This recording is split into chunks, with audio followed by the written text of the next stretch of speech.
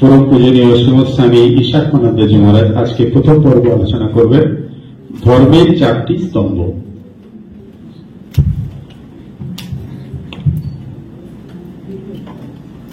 আমাদের গতকাল আমরা আলোচনা করছিলাম এই ধর্মটা নিয়ে। কালকে যারা উপস্থিত ছিলেন আপনারা জানেন এই ধর্ম শব্দটি খুব ব্যাপক একটি শব্দ। আমরা ছোট্ট করে ধর্ম মানে ইংলিশে বলে রিলিজিয়ন, কিন্তু ধর্মে অনেকগুলো ডাইমেনশন আছে, অনেকগুলো ফর্ম আছে। আর এই ধর্মটা খুব ব্যাপকভাবে ভারতীয় জীবনে প্রভাবিত হয়েছে। ধর্ম প্রত্যেকটি অবস্থায় তার নিজস্ব যে চরিত্র সেটাকে ধর্ম বলে। জলের ধর্ম শীতলতা, অগ্নির ধর্ম হচ্ছে দাহ করা ইত্যাদি। এরকম করে করে যখন আমরা মানুষের কাছে আসি, মানুষের ধর্মটা কি, এইটা নিয়ে অনেক বিচার রয়েছে। এবং মহাভারতে আমরা দেখি যে সেই বিচার করছেন এই ধর্মটি নিয়ে, তখন বলছেন সদাচার। সদাচার প্রথম বলছেন সঠিকভাবে আচরণ করতে হবে, সদ আচরণ। সদাচার, স্মৃতি, বেদা, এইটা হচ্ছে ত্রিবিধম ধর্ম লক্ষণ। আচরণটা খুব সুন্দর করে করতে হবে। তো আমরা যখন ছোটবেলায় বাবা মা আমাদের শিক্ষা দেওয়া হয় যে বাবা মাকে প্রণাম করতে হবে, তারপরে বড়দের সঙ্গে সব সুন্দরভাবে কথা বলতে হবে, বড়দের সামনে গলা উঁচু করে কথা বলে না, এই সব সদাচার হচ্ছে ধর্ম। দেখুন একটা মানুষের সমাজ কি করে গড়ে ওঠে। আমরা যখন আলোচনা করছিলাম ধর্ম না থাকলে মানুষ আর পশুর কোনো পার্থক্য নেই। পশুগুলো তো খিদে পায়, তাদেরও রাগ হয়, তাদেরও বন্ধু হয়, শত্রু হয়, এক করে করে একদিন মারা যায়। আমরা যারা ওই ধর্ম ছাড়া জীবন যাপন করতে চেষ্টা করি কয়েকটি জাতি, কয়েকটি সমাজে, দেখা যায় ওইটাই রয়েছে, আর কিচ্ছু নেই। শুধু কেমন করে অর্থ উপার্জন করব, আর কেমন করে ভোগ করব, ভোগে অতৃপ্তি হলে আত্মহত্যা। এটা অদ্ভুত অবস্থায় গিয়ে পৌঁছেছে। ওটা বুঝতেই পারছে না যে আমরা তাহলে কি করব। সেজন্য ধর্মটা মানুষকে ধরে রাখে, যা ধরে রাখে সেটাই হচ্ছে ধর্ম। সেটা কি ধরে রাখে? সৎ আচার। আমরা ছোটবেলা থেকেই শেখাই বড়দের পায়ে হাত দিয়ে প্রণাম করবে, তবে এরকম করবে, ওরকম করবে। আপনি শুনলে অবাক হবেন, আমেরিকাতে যারা যদি কোনো কলেজে গেছেন, অনেক সময় দেখবেন ওরা টেবিলে পা তুলে ছাত্রগুলো বসে আছে, বসে কটর মটর করে কি খাচ্ছে, আর আপনার কথা হচ্ছে বক্তৃতা করুন। যা আমাদের এখান থেকে এক সাধু বাবা গেছিলেন, তিনি ওখানে ভাষণ দিতে, খুব উত্তেজনা। আমি ইউনিভার্সিটিতে বক্তৃতা করতে যাচ্ছি, আমি একবার ভাবলাম বলি, তখন আচ্ছা অভিজ্ঞতার মধ্যে দিয়ে শেখা ভালো। তবে গিয়ে দেখছে 2-5 জন বসে আছে এদিকে, আর ওই দূরের শেষে কয়েকজন আসছে, বসছে, উঠে যাচ্ছে। খানিকক্ষণ, আমাদের তো এরকম অভ্যেস নেই, আমরা জানবো সবাই চুপ করে বসে থাকবে, হাত জোড় করে বসবে। তারপরে যখন সামনের সারিতে যারা বসে ওরা ঘুমোতেও পারবে না, মাঝে মাঝে চয় ঘুমোচ্ছিস না, যখন পেছনে যারা ঘুমোয় তারা পেছন দিকে বসবে, আমাদের কিন্তু উঠবে না। আর ওখানে উঠছে, বসছে, চলে যাচ্ছে। কেন? আমার ইচ্ছা, আমি শুনবো কি শুনবো না, তোমার বক্তব্য বলো না। এখন ওইখানে গিয়েও ভীষণ রেগে গেছে। আর যথারীতি যেমন আমরা বলি চুপ করে বসবে না, বেরিয়ে যাও, আর সবগুলো বেরিয়ে চলে গেছে। মহা মুশকিল।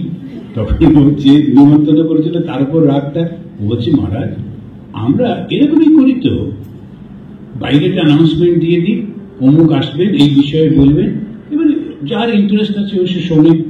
এবার যদি ভালো লাগে তখন আবার ফোন করে অন্যদেরও ডাকে, এরকম হয়। আপনি আপনার বক্তব্য বলুন না। সেজন্য লোক সামনে থাকবে, তারপরে বলবো, ও দেশে সেরকম ব্যাপারই নেই। এই হচ্ছে, কিন্তু আমাদের দেশে ওটা কখনো করবে না। ভালো লাগুক না লাগুক চুপ করে বসতে থাকবে। কেন? সদাচার।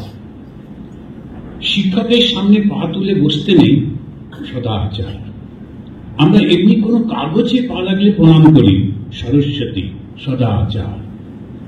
আমরা কখনো কাউকে উঁচু গলায় কথা বলি না, সদাচার। কিন্তু ওটা যেই ভেঙে যাচ্ছে কি দেখছি আমরা সমাজে। তাই সেই জন্যে দেবব্রত ভীষ্ম তিনি বলছেন সদাচার। আচ্ছা, এই সদাচারটার সঙ্গে সঙ্গে উনি বললেন শ্রুতি আর বেদা। শ্রুতিটা কি? শ্রুতি হচ্ছে আমাদের স্মৃতি বেদা, স্মৃতি আর বেদা। স্মৃতিটা হচ্ছে আমাদের ভগবত গীতা, এরকম ধরনের যে বইগুলো আছে, ওতে খুব সুন্দর সুন্দর শিক্ষা আছে। ওটার থেকে কন্টিনিউয়াসলি তোমাকে শিক্ষাটা নিতে হবে, তা না হলে উইক হয়ে যাবে। তো ধর্মটা ধরে রাখবার জন্য একটা কন্টিনিউয়াস ফ্লো তো চাই। কোথেকে পাবো? গীতা পাঠ করছি, গীতার মধ্যে দিয়ে আমরা ওইগুলো শিখছি। গীতা কিন্তু খুব অসাধারণ একটা বই। যখন আমাদের মনটা ভেঙে পড়ে তখন এই ভগবত গীতা পড়লেই চাঙ্গা হয়ে যায়। কেন? গীতা বলছে ঊর্ধ্বরে আত্মনা আত্মান আত্মাবসাদে। আরে একটা কিছু ঘটনা ঘটেছে, তো ভেঙে পড়ছো কেন? আর একটা সফলতা আসবে তোমার জীবনে। সেই জন্যে সবসময় মনটাকে খুব চাঙ্গা করে রাখে। ঊর্ধ্বরে আত্মনা আত্মান আত্মাবসাদে। আত্মৈব আত্মন বন্ধু আত্মৈব রিপু আত্মনা। আত্মাটাই আমার যে মনটা, এখানে আত্মা মানে হচ্ছে মন। এই মনটাই আমার বন্ধু আর মনটাই আমার শত্রু। যে মনটা আমাকে বলবে আমি পারছি না, কেউ ভালোবাসে না, ধীরে ধীরে ধীরে সে এখন একটা নতুন শুনছে, আগে কখনো শুনিনি, সেটা হচ্ছে বাইপোলার ডিজিজ। এদেশেও এখন এই শব্দটা ব্যবহার হচ্ছে। আমেরিকায় প্রায় বেশিরভাগ লোকই কি বাইপোলারে, ওই যে পোলার আছে না, নর্থ পোল আর সাউথ পোল, ওরকম কখনো খুব ভালো আর কখনো ভীষণ খারাপ। আমি একবার একজনকে বললাম, তুমি অনেকক্ষণ সকাল থেকে কাজ করছো, একটু খেয়ে নাও না। কি প্রচন্ড রেগে গেল। What do you want? Shall I eat or shall I work? আমি না না না, কাজ করো। খাবার কি দরকার, করো, আমার কি। পরে আমি জিজ্ঞেস করলাম, আছি কি কথা, খেতে বলেছি তো, তাতে রেগে গেল কেন? মানে বলবেন না বাইপোলার। ওই প্রথম শুনলাম বাইপোলার, তারপরে খোঁজ করে নিলাম বাইপোলারটা কি জিনিস। উত্তর পোল আর দক্ষিণ পোল, কখনো রেগে যায়, কখনো ঠিক হয়।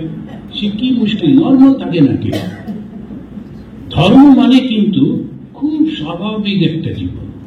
তো এই সদাচার, স্মৃতি আর বেদা। বেদা কি করে? সত্যটাকে বলে দেয়। সত্যটা কি? ঈশাবস্যমিদং সর্বম যৎকিঞ্চ জগত্যাম জগৎ। এই সমস্ত জগৎ যেটা দেখছো সবটাই সেই ঈশ্বর, তিনি ছাড়া কিছু নেই। লক্ষ্য করে দেখুন, এখানে বোঝাবার চেষ্টা করছে না, কেননা এটা সিদ্ধান্ত গ্রন্থ। সিদ্ধান্ত হয়ে গেছে, তুমি মানো আর না মানো কিচ্ছু সে যায় না। আমি বিশ্বাস করি না ঈশ্বর আছেন, বেশ তো করো। সিদ্ধান্ত গ্রন্থ, তারা সিদ্ধান্তটা দিয়ে দেয়। আমাদের ঈশ্বর উপনিষদ হচ্ছেন সিদ্ধান্ত গ্রন্থ। ঈশাবস্যম ইদং সর্বম, যা কিছু দেখছো সমস্ত কিছু ঈশ্বরে আবৃত হয়ে রয়েছে, তিনি ছাড়া কিছু নেই। ভগবান শ্রীরামকৃষ্ণদেব বললেন, তাঁর ইচ্ছা ছাড়া শুকনো পাতাটিও পড়ে না। মানি আর না মানি, ওইটাই তো হয়ে চলেছে। আমি কত কি চেষ্টা করছি, হচ্ছে না, বা চেষ্টা করছি না, হঠাৎ করে হয়ে যাচ্ছে। তখন মনে হচ্ছে আমার দ্বারা হচ্ছে, তা কিন্তু না। এই যে সুন্দর সুন্দর গান করছে, ভগবানের কৃপা আছে বলে গানটি করছে। এবার খুব গর্ব হলো, পরের দিন গেল গলা খারাপ করে, তখন আমার মতো এই ঘটি নিয়ে ঘুরে বেড়াতে হবে, খাও কথা বলে। এখন এই যে কোনো ঠিক নেই কখন কি হবে। আমরা যে বেঁচে আছি, আমাদের সঙ্গে আমার সময় একই দিনে একই মুহূর্তে কত শিশু জন্মেছিল, কতজন মারা গেছে, কতজন কষ্ট পাচ্ছে, কোথায় কি সব পড়ে আছে। ঠাকুর আমার তো ভালো লেগেছেন না। এই যে প্রভু তিনি কৃপা করছেন, এটা যদি আমরা বিশ্বাস না করি, যদি মনে করি এটা আমার কৃতিত্ব, তাহলে দুঃখটাও তোমার, তখন আবার দোষ দাও কেন? সেই জন্যে এই বেদা সে বলছে এইটাই হচ্ছে সত্য, এটা মানতে হবে। চতুর্থম, এটা একটু অদ্ভুত কথা বলছেন তিনি, বলছেন চতুর্থম অর্থ ইত্যাহু। ফোর্থটা কি? অর্থ। এখন তাকে টিকাকার অর্থ বলতে কি বলছেন যে অন্য সেবা করা, পরহিত। কিন্তু অর্থ মানে হচ্ছে সত্যিকারের অর্থ। কেন? যদি অর্থ না থাকে তা কিচ্ছু থাকে না। তাই ভগবান শ্রীরামকৃষ্ণদেব বললেন, খালি পেটে ধর্ম হয় না। এখন একদল গরিব লোক, তা আমরা রামকৃষ্ণ মিশনের ভক্ত, কোথায় বসে আছো? দেখা যাচ্ছে মন্দিরের সামনে ভিক্ষে করছে বসে, বলছে ও আপনারা রামকৃষ্ণ সাধু, আমরাও রামকৃষ্ণ মিশনের ভক্ত। জানেন তো কি কাণ্ড, ওইখানে বলছে একটা রামকৃষ্ণ মিশনের ভক্ত। একেবারে না, রামকৃষ্ণ মিশনের ভক্ত মানে একদম সফল জীবনে, সচ্ছল জীবন, আর তারপরে ঈশ্বরে তার মন রয়েছে। গরিব হতে যাবো কেন? আবার ঠাকুর শ্রীরামকৃষ্ণদেবের সেই শিক্ষাটা মনে করুন। শ্রী শ্রী মাকে বললেন, কখনো এমনি করবে না, হাত চিৎ করবে না, পারলে হাতটা উপুর করো। যে যদি কোনো সংসারী চায় তখন তার নিজস্বত্ব নষ্ট হয়ে যায়, ওটা সংসারের কাজ না। আমাদের এখানে পাবো পাবো করে সব লাইন দিয়েছে, আর আমাদের কর্তারা যারা, তারাও দেখছি বা সবাই যখন দু হাত তুলে আছে, বলছে শোনো ভোক্তা দাও 2 টাকা, 2 টাকায় চাল দেবো। আরেকজন এসে বললো, কি বললো 2 টাকা? 50 পয়সার চাল দেবো, কথা দিচ্ছি। তারপর আরেকজন বললো, ও বললো 50, ফ্রি ফ্রি, বাড়িতে পৌঁছে দেবো, ভোটটা দিয়ে দেখো। আচ্ছা, এটা কোনো মানে নয়, আমাদের অপমান করা হচ্ছে না? এই যে সমস্ত দেশটা আমার সম্পত্তি, আমি তোমাকে সিইও বানাচ্ছি, ইনচার্জ বানাচ্ছি দেখাশোনা করার জন্য, তুমি আমারই সম্পত্তি থেকে বলছো তোমায় 2 টাকায় চাল দেবো, 3 টাকায় তেল দেবো, এই আবার কি কথা? এটা অপমান, কিন্তু আমরা বুঝতে পারছি না কেন। আমরা স্বাধীন নই, ভীষণভাবে পরাধী, খালি মনে করি ও করে দিক না, ও করে দিক না, ও করে দিক না, ওই জন্য পরাধী। ওটা ধর্ম নয়, কিন্তু ওটা অধর্ম। ধর্ম একটা অসাধারণ জিনিস। ধর্ম মানুষকে পরিপূর্ণ স্বাধীনতা দেয় আর আত্মশ্রদ্ধা দেয়। সদাচার প্রথম, আর এই সদাচারটাকে জাগিয়ে রাখবার জন্য যেটা করতে হবে, শাস্ত্র থেকে সবসময় সাপোর্টটা নিতে হবে। শাস্ত্র শেখাবে, স্মৃতি আর বেদ। তারপরে হচ্ছে অর্থ, চতুর্থ হচ্ছে অর্থ। আমাদের ভালো রোজগার করতেই হবে। শ্রীরামকৃষ্ণ দেবকে জিজ্ঞেস করছেন মাস্টারমশাই, আগে সৎ উপায়ে আরো কিছু অর্থ কি রোজগার করা যায়? ঠাকুর বলছেন, অবশ্যই, কেন না? সৎ উপায়ে রোজগার হলে তারপরে তুমি সাধু সন্তদের সেবা করতে পারবে, ভালো কাজে দান করতে পারবে, কেন না? এখন এইটা হচ্ছে ধর্ম। যেই আপনি ভালো কাজে দান করছেন, গৃহী মানে দান করবে, রোজগার করবে, দান করবে, মাথা উঁচু করে থাকবে, অহংকার না, কিন্তু আত্মবিশ্বাসের সঙ্গে থাকবে, ওই হচ্ছে ধর্ম। কারণ ধর্মটা আমরা বুঝতে পারি না, মনে করি মন্দিরে যাব, গির্জায় যাব, এখানে করবো, ওখানে করবো। অবশ্য ওগুলো একটু প্র্যাকটিসের মধ্যে দিয়ে হচ্ছে, কিন্তু ধর্ম মানে এইগুলো। কখনো আমি আমার স্বকীয়তা নষ্ট করব না। যত খারাপ কথা বলুক না কেন, আমি কখনো একটা খারাপ কথা বলবো না, ওই হচ্ছে ধর্ম। আমার ব্যবহারের মধ্যে কখনো এমন কিছু থাকবে না যা অন্যকে হার্ট করে, ওই হচ্ছে ধর্ম। তাহলে কি দাঁড়াচ্ছে? আমি কিন্তু আমার মনটাকে সংযত করছি। কেউ একজন কিছু বললো, সঙ্গে সঙ্গে রেগে গেলাম, আর এরকম সমস্ত গালাগাল দিলাম, তাতে কোনো লাভ হয় না, তাতে কিচ্ছু হয় না। সেটা ধর্ম নয়। ধর্ম হচ্ছে যে সংযত থাকে ও সবকিছু জানা সত্ত্বেও। এরপরেতে ভগবত গীতায় একটা অসাধারণ কথা বলছেন, স্বধর্মে নিদানম শ্রেয় পরধর্ম ভয়াবহ। নিজের ধর্মে মারা যাওয়াটাও ভালো অন্য ধর্ম করতে যাওয়া থেকে। স্বধর্ম মানে কি? স্বধর্ম মানে আমি যে অবস্থাটা নিজে গ্রহণ করেছি, ওইটা হচ্ছে স্বধর্ম। আমি তো গ্রহণ করেছি না। সন্ন্যাসী হতে আমাকে কে বলেছে? অন্তত রামকৃষ্ণ মিশনে কেউ তো জোর করে সাধু করে না। সুতরাং আমি নিজেই ঠিক করেছি সাধু হব। আবার সাধু হবার পর এবারে কান্নাকাটি করছে। একটি ছেলে এসে আমাকে জিজ্ঞেস করছে, মহারাজ আমি তো এমএ পাস, রামকৃষ্ণ মিশনে জয়েন করলে আমেরিকায় যেতে দেবে? আমি বললাম, ভাই আমার জানা নেই, তুমি এক কাজ করো, আমেরিকায় যদি যেতে চাও 2-5টা পরীক্ষা দিয়ে দাও। ওইসব পরীক্ষা অ্যাভেলেবল হয়, পরীক্ষা দাও, দেখবে একদম সুন্দর আমেরিকান ইউনিভার্সিটি থেকে ডাক পাবে, ওখানে যাবে, পড়বে, তারপরে কান্নাকাটি শুরু হবে, কেননা আমেরিকার জীবনটা ভীষণ কঠিন ছিল। এখানে কিরকম সকালবেলায় বসে আছি, সব এসে দিয়ে যাচ্ছে, এমনকি পাউরুটিটা যেটা মোড়া ছিল ওটাও খুলে দিচ্ছে। আর ওদের পাউরুটি তো দূরের কথা, ওদের রয়েছে তাকে পারো, গরম করো, খাও, আর যদি না হয় যাও নিজের মতো করো। ভীষণ কঠিন জীবন। আমেরিকা যদি যেতে চাও, কিন্তু রামকৃষ্ণ মিশনে জয়েন করবে না, কোনো ঠিক নেই। তারপরে গড়বেতার পাঠাতে, এখন অবশ্য গড়বেতা তো ভালো হয়ে গেছে, তখন গিয়ে কঠিন জীবন। এখন এই যে সমস্ত অবস্থা কোনো ঠিক নেই। তুমি আমেরিকা যাওয়ার জন্য রামকৃষ্ণ মিশনে জয়েন করবে না, লক্ষ্যটা হচ্ছে সাধু হব। সাধু মানে কি?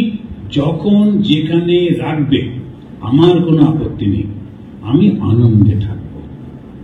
এই যদি ভাবটা থাকে, তুমি আনন্দে থাকবে। গৃহী গোলাম, ও সারাক্ষণ মন্দিরে মন্দিরে ঘুরে বেড়াচ্ছে।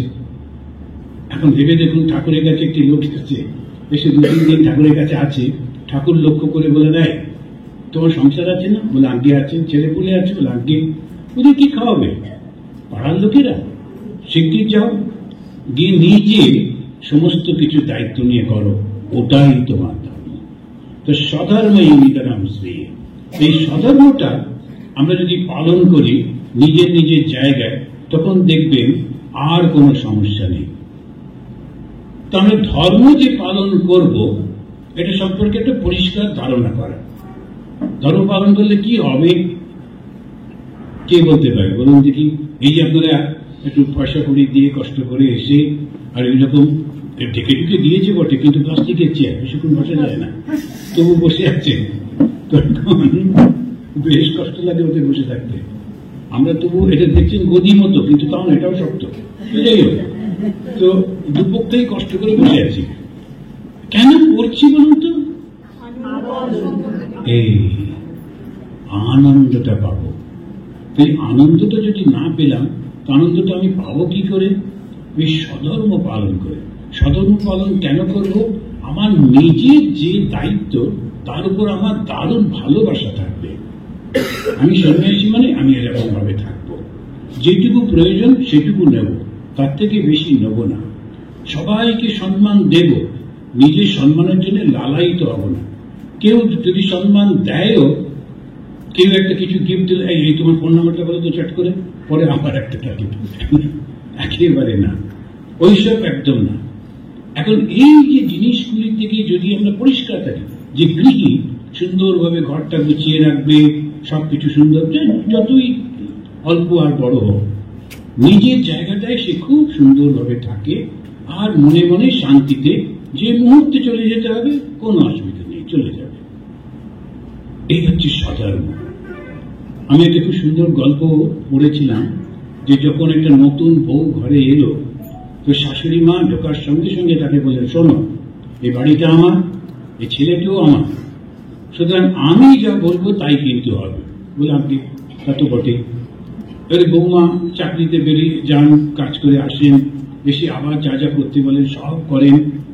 আবার মনে হয় আছে স্বামীকে একটা রান্না করে খাওয়ায়, একটু মেয়েদের তো থাকে, একটু রান্না করে খাওয়ায়, কিন্তু যেটাই রান্না করবে শাশুড়ি মা বলবে, না আমার ছেলেটা খেলে শরীর খারাপ হবে, ওতে দেবো না, অন্য একটা কিছু। ছেলেটাও ভয়ে ভয়ে কিছু বলে না।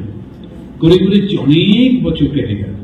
ওর 2টি ছেলে, তাদের বিয়ে হলো, তাদের বউ মারা এলো, এরা তো নতুন মেয়ে, এসেই স্বামীর জন্য পাস্তা টাস্তা সব বানাচ্ছে টানাচ্ছে। তখন সেই বুড়ি শাশুড়ি এসে বলছে, আমার নাতিরা এসব খাবে না, কেননা আমাদের বাড়িতে এরকম এরকম হয়। ওই বৌমা কিন্তু সারা জীবনে একটি কথা বলেননি। এবারে কিন্তু নাত বউ যারা, তারা শুনবে কেন? শোনো, তোমার ছেলেটা ছিল ওই পর্যন্ত, ছেলের ছেলে তোমার না, ওটা আমাকে, সুতরাং ওটা হবে না। আমরা যা রান্না করবো আমার স্বামীরা তাই খাবে, এবং আমি ভালো বুঝে ওটাই করব। তখন ঝগড়া করছে। এই প্রথম সেই ভদ্রমেয়েরা ঘর থেকে বেরিয়ে এসে বললেন, শোনো, তোমাদের স্বামীরা আমার ছেলে, সুতরাং আমার অধিকার আছে। আমি সেই অধিকার থেকে বলছি, শাশুড়ি মা যা বলবেন তাই করতে হবে। ওর নাতিকে যদি উনি ঘাস পাতা খেতে দেন, তাই খেতে হবে। এই বাড়িতে ওনার কথাই চলবে যতদিন উনি বেঁচে আছেন, সদাচার।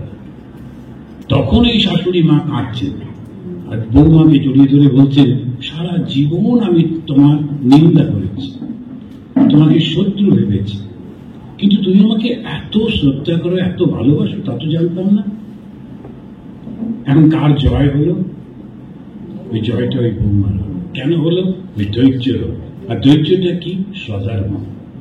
আমি স্ত্রী হিসেবে যেটুকু কর্তব্য করছি, কিন্তু বৌমা হিসেবেও আমার কিছু দায়িত্ব আছে, ওটাও করব। আর কিছু কিছু বয়স্ক মানুষ ছেলে মানুষ হয়ে যাবে, ঠিক আছে, তাকেও মেনে নিচ্ছি। এইটা ধর্ম। তাহলে মানসিকভাবে বৌমা কিন্তু খুব শান্তি, শাশুড়ি মা যাই বলুক না কেন খুব শান্তিতে। আবার আর একটা উল্টো দিকে আছে, বৌমা শান্ত কিন্তু শাশুড়ি মা চেঁচিয়ে যাচ্ছে। এখন শরৎচন্দ্র চক্রবর্তীর গল্প, তুমি কি ব্যাপার, এই বুড়িমা এত চিৎকার করেন কিন্তু বৌমা কিচ্ছুটি বলে না। আর বাড়িতে একটা পাঁচিল আছে, তাই ভেতরে কি হচ্ছে দেখা যায় না। শরৎচন্দ্রের খুব ইচ্ছে হলো ঘটনাটা কি। এক হাতে তো তালি বাজে না, সকাল থেকে বুড়িমা এরকম চিৎকার করেন আর ওর কোনো গলার আওয়াজই পাওয়া যায় না। তখন একটা গাছে উঠেছে, উঠে দেখছে ও বৌমা ঝেঁটা দেখাচ্ছে, নিঃশব্দে একটা ঝেঁটা দেখাচ্ছে, গলার আওয়াজ নেই, কিন্তু বুড়িমা চিৎকার করছে করে। আসলে পাড়ার লোক বলছে যে দেখো দেখি ওই বৌমা কত শান্ত, কিন্তু বদমাই হচ্ছে। এখন এই যে সমস্ত অ্যাকশন রিয়াকশন কত কি আমরা জগতে দেখি, কেন? পজেসিং, আমার। বৌমা ভাবছে আমার স্বামী, মা ভাবছে আমার ছেলে, ছেলে বলছে যাকে যা ঘোরা ঝগড়া করুন, আমি বাইরে ঘুরে আসি। এখন এই নিয়ে সমস্ত জগৎটা চলেছে। তাহলে ধর্মটা কোথায় দাঁড়ালো? আনন্দটা কোথায় সংসারের মধ্যে? আন্ডারস্ট্যান্ডিংটা ভুলে গেল। মা বললেন, আমি আমার সন্তানের জন্ম দিয়েছি, বড় করেছি, সংসার করে দিয়েছি, এবার তোমার, আমার নয়, তুমি করো, তোমাদের মধ্যে যেমন হবে। আমাকে যদি উপদেশ দিতে বলো, 2-5টা কথা বলবো, কিন্তু তাছাড়া নয়। ওই ধর্ম। তখন কি হবে? শান্তি, আনন্দ। এবারে 50 বার মন্দিরে যাচ্ছি, আর মন্দিরে গিয়ে সাধু মহারাজকে ধরে, মহারাজ কি উৎপাত চলছে, আর মহারাজ বলে, আরে আমাদের উৎপাত কম নয়। দুপক্ষই কোনো লাভ হচ্ছে না। বলছে, তুমি তো ঘরে সংসারের গুলো আমার ঘাড়ে চাপাচ্ছ, আমারটা কাকে দেবো? হ্যাঁ, এই সমস্ত নানান রকম দুজনে মিলেই খুব বিরক্ত। ধর্ম হল না। ধর্মটা কিন্তু শান্তির কথা বলে। আর একটা খুব অদ্ভুত জিনিস, শান্তি পর্বে তুলাধর বলে একজন, সে জাজলিকে একটি কথা বলছে। সে তপস্বী হচ্ছেন তুলাধর, আর তিনি ব্রাহ্মণ সন্তান জাজলিকে উপদেশ দিচ্ছেন। তুলাধর ব্রাহ্মণ নাম বোঝা যাচ্ছে, অব্রাহ্মণ, সেই জন্য বললেন তপস্বী। কিন্তু ব্রাহ্মণ সন্তান বলে স্পষ্ট করলেন, করে বললেন, সর্বভূত হিতম মৈত্রম পুরাণম ইয়ম ইয়না বিদুঃ। তো ধর্মটা কি? বেদহম যাজনে ধর্মম সরহস্য সনাতনম সর্বভূত হিতম। প্রত্যেকটি প্রাণীর হিত যদি কল্পনা করো, প্রার্থনা করো, সহায়তা করো, চেষ্টা করো, শ্রেষ্ঠ ধর্ম। সর্বভূত হিতম। আর তারপরেই বলছেন মৈত্রম, মিত্রতা, প্রত্যেকটি প্রাণীর প্রতি মিত্রতা। পুরাণম ইয়ম ইয়না বিদুঃ। এটা হচ্ছে ঠিক ঠিক ধর্ম। সমস্ত প্রাণীর প্রতি একটা ভালোবাসা, আর তাদের দুঃখে দুঃখিত হওয়া, সুখে সুখী হওয়া। তাহলে মনটা কত উদার হয় ভেবে দেখুন। কত বড় উদার মন হলে তবে না ধর্ম। ধর্মটা কি সুন্দর, মানুষটাকে দেবতা বানিয়ে দেয়। সেজন্য স্বামী বিবেকানন্দ বললেন, religion is a process that makes a brute unto man, man unto God. 50 বছর হয়ে গেল সাধু হয়েছি, এর পরেও যদি কিছু না হয় তাহলে আর কি করে হবে? তো সেই জন্যে আন্ডারস্ট্যান্ডিংটা ক্লিয়ার করতে হবে। সারাক্ষণ আমরা আমাকে দাও, আমাকে দাও, আমাকে দাও করতে থাকি। কবে আমি দেবো? একটু তো বড় হতে হবে। সেই ছোট্টবেলায় বাবার হাত ধরে, ঠাকুরদাদার হাত ধরে দাও দাও দাও করতে করতে করতে বড় হয়েছি।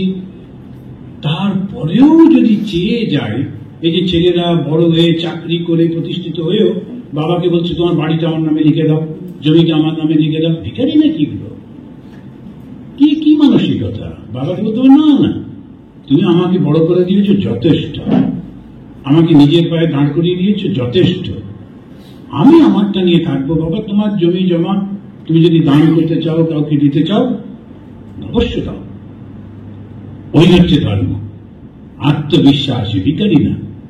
কিন্তু সে যখন ও বসে আছে, কবে বাবার ওই একটা ঘর পাবো, 3টে ঘরের মধ্যে একটা ঘর, সেটা আবার সিঁড়ির উপরে, ওখানে যাবার আগে ছোট ভাই বলছে উঠতে দেবো না, ও আবার বাঁশ নিয়ে এসে নানা রকম স্বাদ।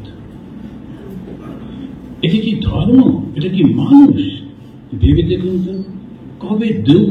দাও দাও ফিরে নাহি চাও, থাকে যদি হৃদয়ে সম্বল, অনন্তের অধিকারী তুমি, প্রেম সিন্ধু হৃদয় বিদ্যমান, যে বা চায় তার সিন্ধু বিন্দু হয়ে যায়। একদম চাইব না।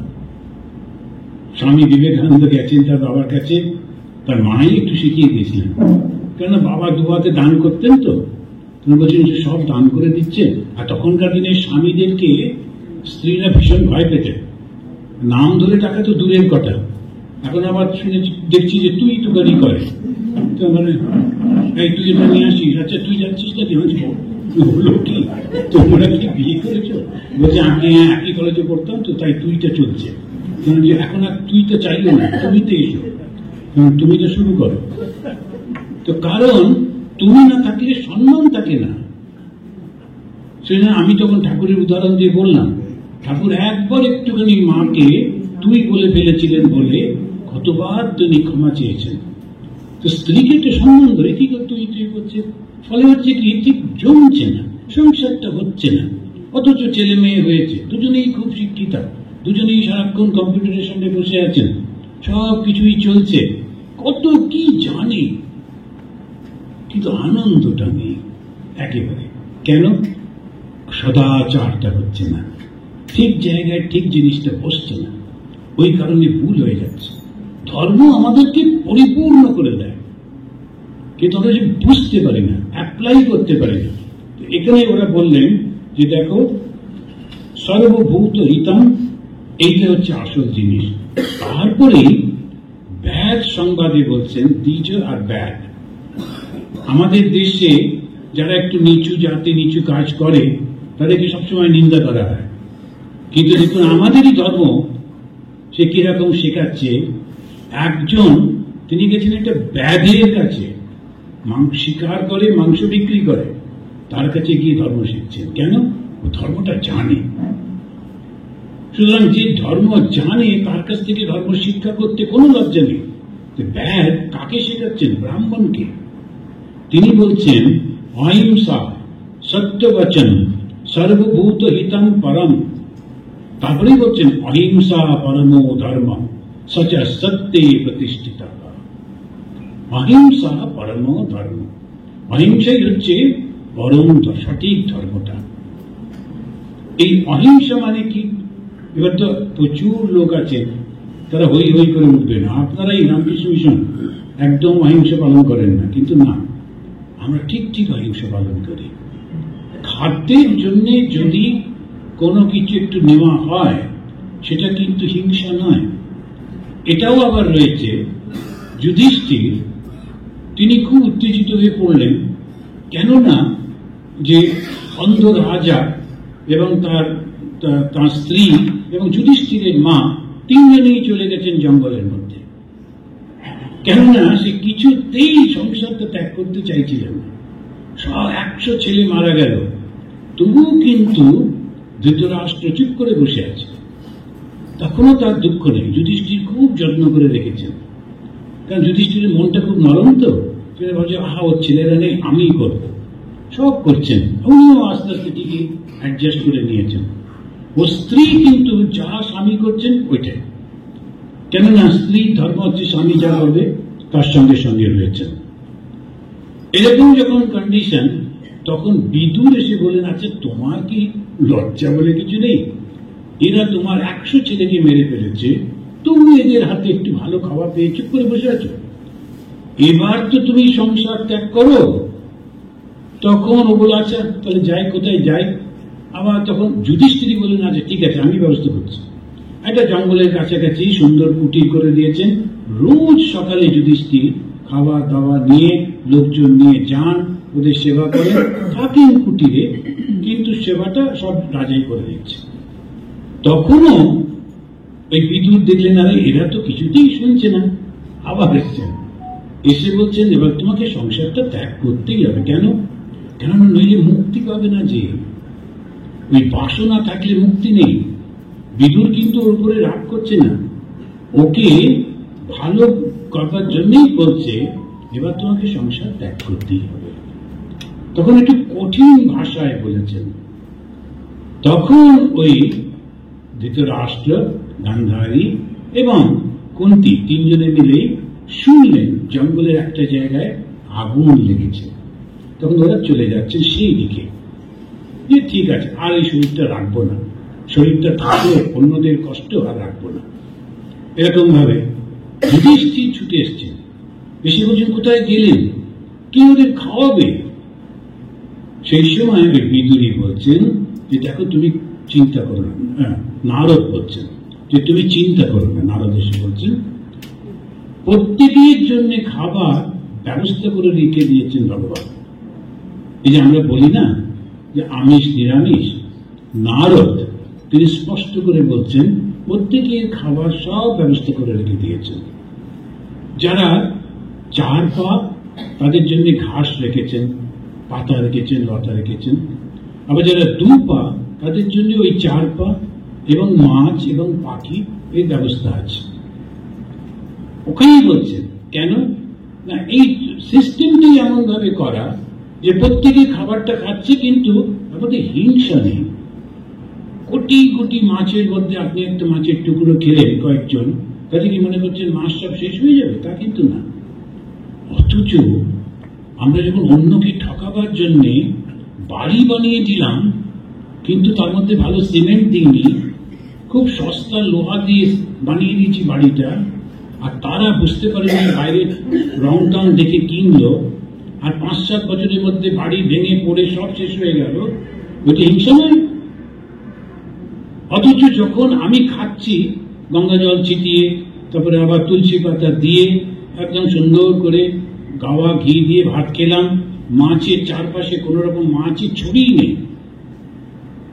অথচ আমি মানুষকে খুন করলাম, মানুষকে ঠকালাম, তার থেকে 2টো মাছ খেলে কি হতে অসুবিধা হতো? ভালো করে দেশে এখানে এই হোটেলে খুব সুন্দর রান্না করে, 2টো পাবদা খেলে কোনো ক্ষতি নেই। গতকাল দিয়েছিল পাবদা, সেজন্য মনে পড়লো। সে আবার পাবদা নিয়ে আবার চিন্তা করবো, আমি এমনি মনে বলছি, এখন সেই কিছু বললে আবার পাবদা নিয়ে চিন্তা, না পাবদার সঙ্গে সম্পর্ক নেই, এমনি মনে পড়লো বললাম। কিন্তু আসলে কি হচ্ছে, আমরা না বিচারটা ঠিক করতে পারি না, সেই কারণে কি খাবো কি খাবো করে যাচ্ছেন। স্বামী বিবেকানন্দ বিরক্ত হয়ে বললেন তোদের কি আর ধর্ম আছে বাবা? ধর্ম ওই রান্না করে ঢুকেছে, কে রান্না করছে, কি রান্না করছে, কবে খাবো, কিভাবে খাবো, ডানাতে না বাঁহাতে, সেই ভীষণ উৎপাত। কিন্তু ধর্ম এখানে কি বললো? অহিংসা। তার মানে কি? কাউকে তুমি হিংসা করো না। আমি হিংসা করছি না, খাদ্যের জন্য যেটুকু নিচ্ছি, কিন্তু ইচ্ছা করে নষ্ট করছি না, মারছি না, খুন করছি না। বিশেষ করে মানুষের প্রতি আমার খুব ভালোবাসা রয়েছে। সত্য বচন, ওই ধর্মটা কি? সত্য বচন। ভগবান শ্রীরামকৃষ্ণদেব যার আবির্ভাব মাত্রে সত্য যুগের সূচনা হয়েছে, স্বামী বিবেকানন্দ বলছেন, তিনি এসেই বললেন সত্য কথা কলি তপস্যা। তপস্যা মানে কি? ভীষণ কঠিন, সত্য কথা বলাই যায় না, আবার বললেও লোকে বুঝতে পারে না, সত্য কথা বললেও বুঝতে পারে না। এটা হচ্ছে কলির এই জন্য। তা সত্য বচন সর্বভূত হিতম পরম। প্রথমে হচ্ছে অহিংসা, তারপরে সত্য বচন, তারপর হচ্ছে সর্বভূত হিতম, এটাকে বললেন পরম ধর্ম। এবার রামকৃষ্ণ মিশনের দিকে তাকিয়ে দেখুন, ঠাকুর যিনি ব্যবস্থা করলেন, স্বামী যে জিনিসটাকে প্রতিষ্ঠা করলেন, প্রথম হচ্ছে সত্যকে ধরে রাখতে হবে। সব সময় সত্যকে ধরে থাকতে হয়। সত্যকে ধরে না থাকলে ধর্মটা থাকে না। অহিংসা, কারোর প্রতি হিংসা থাকবে না। সন্ন্যাসী কি করে হিংসা করবে? আমরা যে প্রতিজ্ঞা করেছি যে কারোর প্রতি হিংসা করব না। আপনারা যেমন বিয়ের সময় প্রতিজ্ঞা করেন, সংসারে বিয়েতে করে ওই যে আগুনটা নিয়ে ঘোরেন আর হচ্ছে প্রতিজ্ঞা করেন, 7টা প্রতিজ্ঞা, জানেন তো? কিন্তু এত হই হই হয় বিয়ের সময়, যারা বিয়ে করছে ওরাও বুঝতে পারে না, আর পণ্ডিতটাও সেই চিৎকার করে যাচ্ছে, তার কথা কেউ শোনে না। এখন করে এই সমস্ত চলে গেলেন, কিন্তু আসলে ওই 7টা প্রতিজ্ঞা যদি বুঝতে পারতেন, মনে রাখতেন আর লিখে দরজায় টাঙিয়ে রাখতেন, তাহলে কিন্তু বিচ্ছেদটা হতো না। কেননা ওই 7টা প্রতিজ্ঞা পালন করতে হবে। ওটা সত্য বচন, একবার কথা দিয়েছি কথা রাখবো।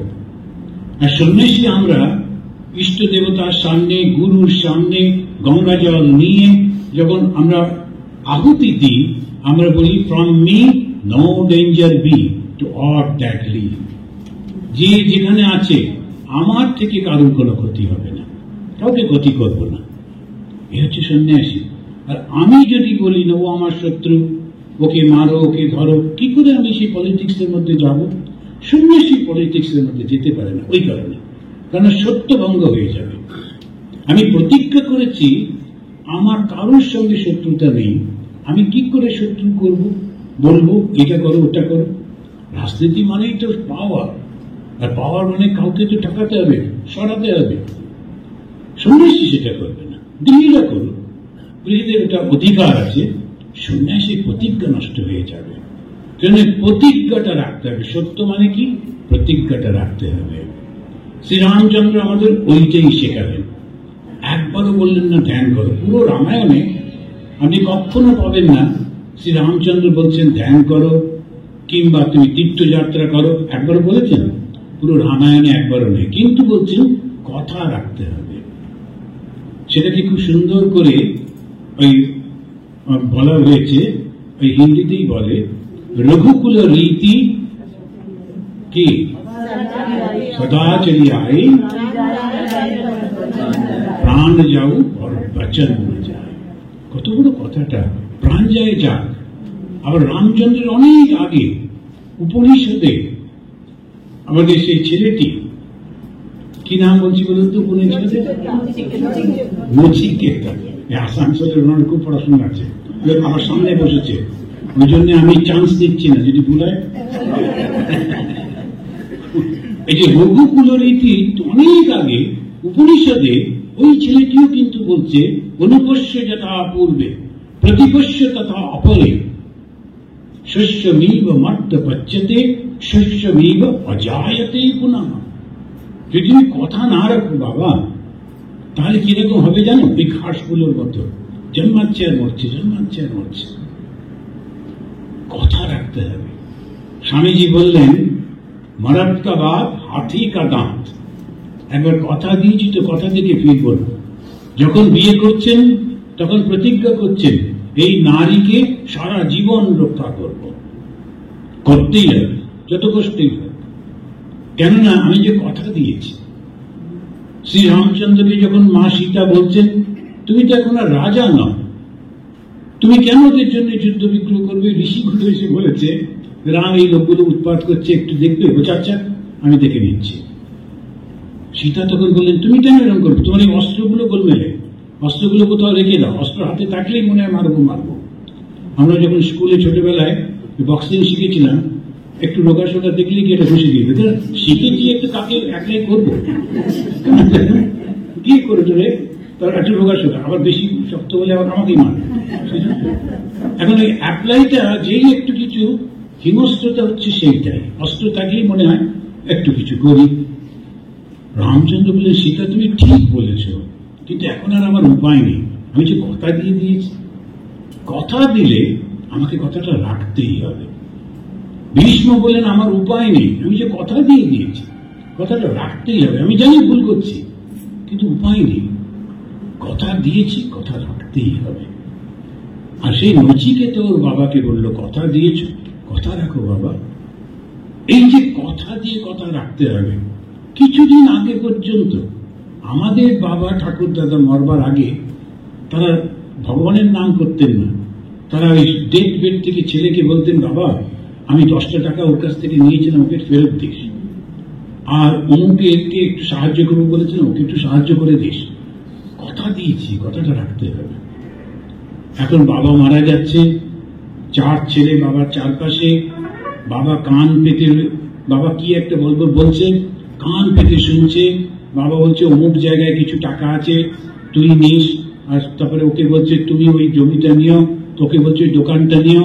আর ওরা বলছে বাবার সজ্ঞানী স্বর্গে যাচ্ছেন, সজ্ঞানী স্বর্গে যাচ্ছেন, খুব খুশি। এবারে বাবা বলছেন আমি ওর কাছ থেকে কয়েক হাজার টাকা ধার করেছিলাম, একটু শোধ করে দিস তোরা। বলছে বাবা ভুল বকছে, এখন আর শুনতে হবে, মৃত্যুর আগে লোকে ভুল বকে তো। আচ্ছা দেখুন দেখি, আগে তো সব সজ্ঞানী ছিল, এখন সত্যটা কোনটা? এইটাই হচ্ছে ধর্ম। কোনটা? সদাচার। দেখুন ধর্ম মানে কত সোজা। ধর্ম মানুষটাকে কিরকম করে দেয়? দেবতা করে দেয়। আবার স্মরণ করিয়ে দিই, religion is a process. Religion is a process. যে কোনো পাঠে ভাবে আপনি যদি সেটা করেন, সকালে ঘুম থেকে উঠে জপ করবো, ধ্যান করবো, ধীরে ধীরে নিজেকে সুন্দর করে পরিবর্তন করব। আমি শুধু লোকের কল্যাণ কামনা করব, লোকের সুখ হোক আনন্দ হোক সেটা করব। কাউকে কখনো আমার ব্যবহারে বাক্যে দুঃখ দেব না। ধীরে ধীরে আপনি দেবতা হয়ে যাচ্ছেন। কেন দেবতা মানে কি? LOVE, শুধু ভালোবাসা। তো এই যে আমরা দেখছি সদাচার, অহিংসা, সত্যবচন, তারপরে বলছেন সর্বভূত হিতম। এই স্বামী বিবেকানন্দ বলছেন জীবে প্রেম করে যেই জন, সেই জন সেবিছে ঈশ্বর। আমরা কি করে জীবকে সাহায্য করি? এটা আবার একটা গোলমাল করি। যেখানে যাকে পাই, বস্ত্রদান করেছি মহারাজ, আমি বললাম কিরাম বস্ত্র একটু দেখান তো। নিয়ে বললাম আছে এই বস্ত্র, আপনার স্ত্রীকে একটু দিন দিবি, দেখুন তো পরে কিনা। তবে একটু দূরে দাঁড়াবেন, কারণ দেবে পিটিয়ে। আপনি যখন ওই বস্ত্রটা আপনার স্ত্রীকে দিয়ে বলবেন দুর্গা পুজোয় তোমাকে এটা দিচ্ছি, তো দেবার পর ও যেই প্যাকেটটা খুলবে একটু দূরে থাকবে। সোশ্যাল ডিস্টেন্স মেনটেন করা ভালো, কপালে দুঃখ আছে। আর ওইটা আপনি দিচ্ছেন সমস্ত মহিলাদের, আর দিয়ে 500 জায়গায় বলে বেড়াচ্ছেন আমার বস্ত্র দান করেছি, বস্ত্র দান করেছি। ওটা বস্ত্র হলো? আপনি নিজের মাকে, নিজের স্ত্রীকে, নিজের বোনকে দিতে পারতেন। দেবেন তো ভালো দিন, পরিষ্কার করে দিন। আর নইলে ওরকম ভাবে দিতে নেই, ওতে কোনো পার হয় না, কোনো পার হয় না। ও ব্যাটারিদের উপায় নেই বলে নিয়ে যায়, একবার ধুলো আর ওই বস্ত্র পরা যায় না। অবশ্যই নেতার কাজে লাগে, ঘরটা বেশি করতে সুবিধা হয়। কিন্তু আমরা দিয়ে চতুর্দিকে ঢাক বাজাই, তারপরে ছবি তুলে টাঙিয়ে রাখি, আবার সব জায়গায় জায়গায় পাঠিয়ে বলি 5000 লোককে আমরা খাদ্য দিয়েছি। কি খাদ্য? রাস্তায় বসে খাওয়াই, ধুলোর মধ্যে বসে আছে, দম দম করে খিচুড়ি দিচ্ছি। আর যারা খিচুড়ি দিচ্ছে যাওয়ার সময় খাবার থালার সামনে দিয়ে হেঁটে হেঁটে যাচ্ছে, তাদের চরণ ধুলি আবার ওই মধ্যে পড়ছে খাবারের মধ্যে। কেন করি এরকম? কেননা ভালোবাসি না, জানেন তো, ভালোবাসি না বলে শুধু এমনি এমনি করছে। আমি হলে খেতে পারতাম না, কিন্তু আত্মসেবা, আমি যেটা পারবো না আমি কি করে অন্যকে দেবো?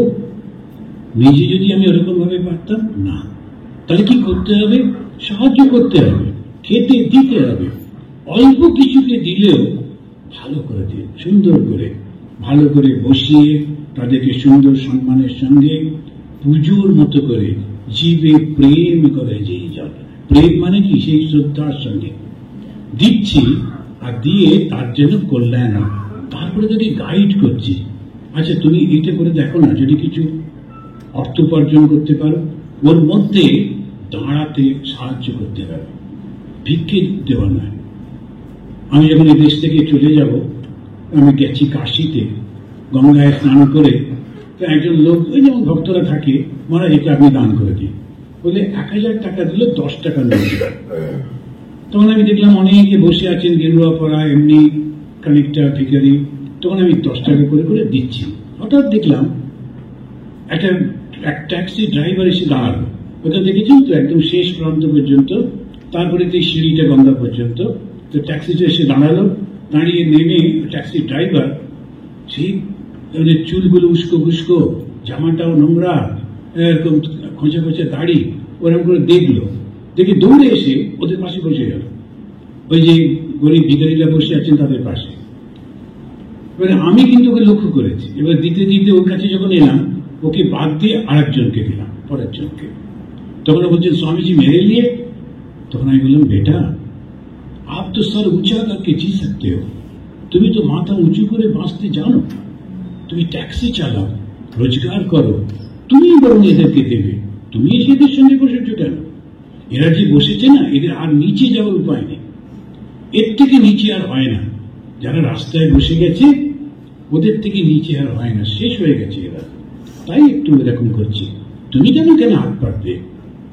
তুমি নিজের মতো করে রোজগার করবে, তারপরে পরিষ্কার পরিচ্ছন্ন থাকবে, তুমি এসে এদেরকে সাহায্য করবে।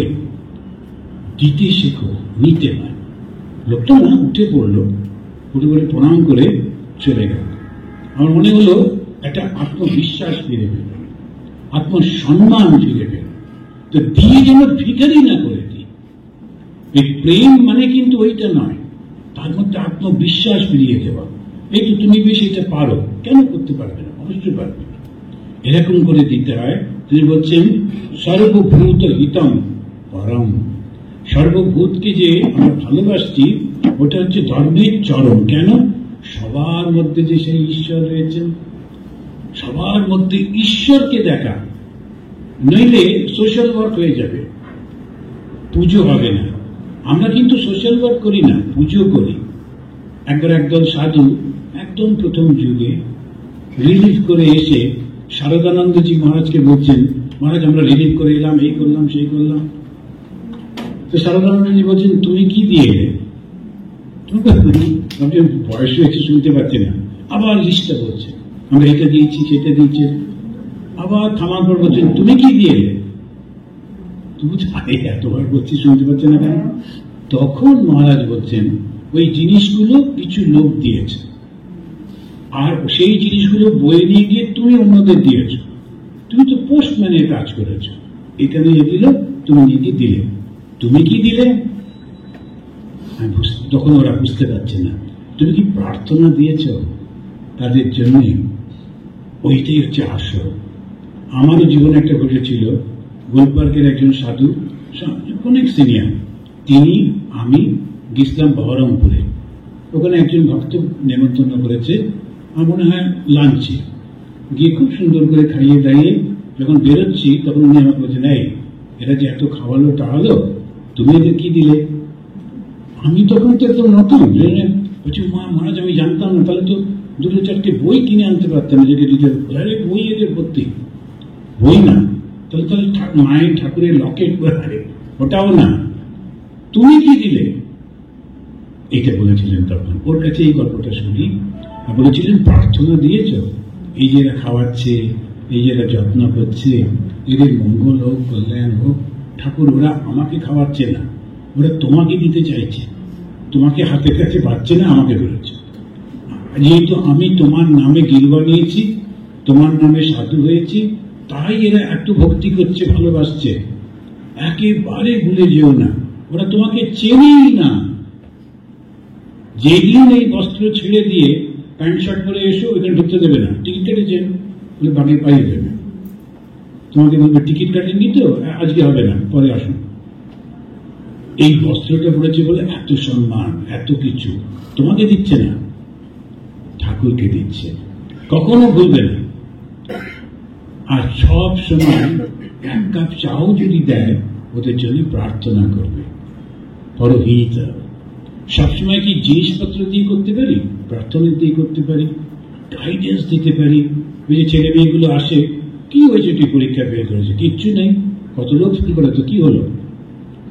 এই সবাই যারা স্কুলে ফার্স্ট হয় তারা সারা জীবনে খুব ভালো পায়, কিচ্ছু না, খুঁজেও পাওয়া যায় না। কিন্তু তোমার জন্য একটা জায়গা মার্ক করা আছে, তুমি সেটাতে যাবেই যাবে। ওকে উৎসাহ দেওয়া, ওটাও কিন্তু তাকে সাহায্য করা। এই যেভাবে পরহিত, আজকে এই প্রথম অধ্যায়টা আমরা এইভাবে, তারপরে আমরা যে চারটে পথে যাব, এই চারটি আমরা বলে রাখি, পরে আলোচনা করব। সেটা আবার একটা অন্য গল্পের মধ্যে দিয়ে, সেখানেতে বলছেন ধর্মের চারটি স্তম্ভ। কি কি স্তম্ভ? প্রথমেই হচ্ছে তপ, তারপরে শৌচ, দয়া আর সত্যম। ধর্মের চারটে পিলার আছে, চারটে পা। কি কি? প্রথম হচ্ছে তপ, তপস্যা। সতপস্তপ্যত সতপস্তপ্ত্বা। প্রত্যেকটা সময় তপস্যা করতে হবে। কিন্তু তপস্যাটা আসলে কি, কি করে তপস্যা করে? এই তপস্যাটা যেই করতে পারবো ঠিক ভাবে, তখনই আমাদের মধ্যে ধর্মটাকে সঠিকভাবে বোঝার অবস্থা আসবে। তারপরে হচ্ছে শৌচম, শৌচ হচ্ছে পবিত্রতা। তারপরে হচ্ছে দয়া। যদি মনের মধ্যে ভালোবাসা না থাকে অন্যের প্রতি, তাহলে আমি তো মানুষই না, শ্রী মা বলছেন না। তারপর হচ্ছে সত্য। আমরা এটা আলোচনা করব আবার বোধহয় একটু ব্রেক নেওয়ার পরে।